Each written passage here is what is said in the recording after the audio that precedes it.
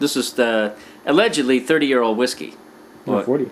40-year-old, or I could have been slipped something, like 25-year-old, and but it's sort of like when somebody asks for a Dr. Pepper and somebody slips you a Mr. Pibb. You're like, hey, what the fuck? I wanted a Dr. Pepper. If I wanted a Mr. Pibb, I would have ordered one.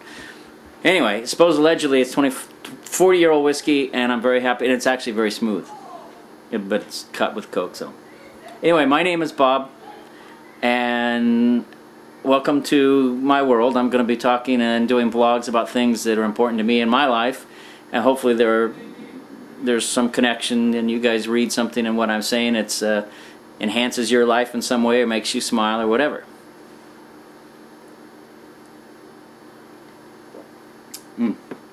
So listen, my first blog. I work at UPS. I'm a UPS man. I also manage a band called Story Told, which brings a lot of... I'm an older guy, so I manage a bunch of early 20-somethings, and so my world is a little different than most guys my age. And but anyway, getting back to my original thought. That's what I do, so I'll probably be talking about that sometime down the road too, the band. I work with this guy. I've known him for 20 years, and he got injured, and so I had to go ride with him. We're both drivers, and I had to go ride with him for a week. So even though I worked with him for 20 years, I never really speak to him because we say, hey, how's it going? And we get in our cars and we drive and we come back in, hey, how's it going? Good night, and we leave. So he's telling me this story that just like, it just resonated inside me. It was like a real, like one of those things like, wow, I didn't really know that. I said, hey, how's things going with the wife, kids, and all that kind of stuff? And he's telling me about how he loved his wife and everything, and he goes, but I said, wow, you'd never, I could never replace her. And he says, but, we did have our problems. Back in 1990, he gave the date, 1993. And I said, what happened then? He says, well, for 5 years we didn't get along.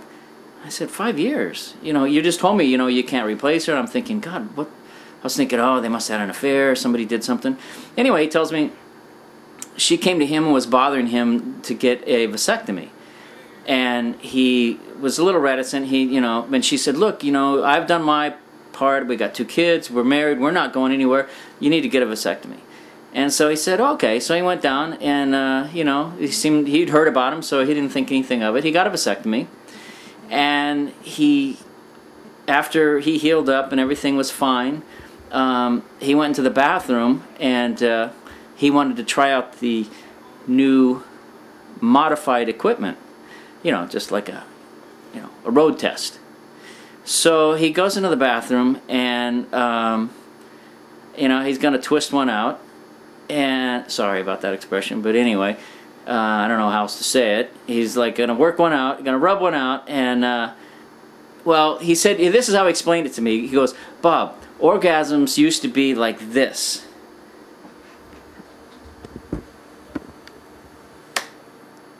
And he says, and I go, yeah? And he goes, now it's like, and I go, what do you mean exactly? He goes, like this. It used to be like this. And now it's like, and I go, so it's like, he goes, yeah, it's like really quick, and like come, he says it's like a little drop comes out. And I go, wow. And he goes, and I wasn't expecting that. And I was really mad at my wife. And so that night we had sex, and it was the same thing. So for 5 years, I rarely wanted to have sex with her. And she accused me of cheating on her and being gay and all kinds of things. And I was so mad because she forced me to do this, I didn't want to tell her what had actually happened. And she kept bugging me, and I would say to myself, you know what? I'm not going to tell you. If you want to know, you should be able to figure it out on your own. And I was thinking all along, and I was like, wow, I'm sitting back, I'm driving the truck, and I'm looking over at him at the seat, and I'm going, man, I'm glad I never did that, I mean, who wants to go from, like a great orgasm and, to a, like a pee-pee chill and a little dribble-drabble, for an orgasm.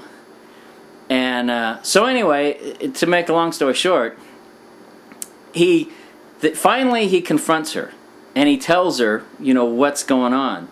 And she's like, well, so what if nothing comes out, you know? And he says, no, you don't get it. That's part of the whole thing, you know? I mean, you can't just go cut up men's reproductive parts, because, I mean, the whole plumbing part of sex has to do with an orgasm, and it's designed inherently to make it feel good. That's why we procreate. That's why we have sex, you know, because it feels good. And he was like, so, and he was really angry.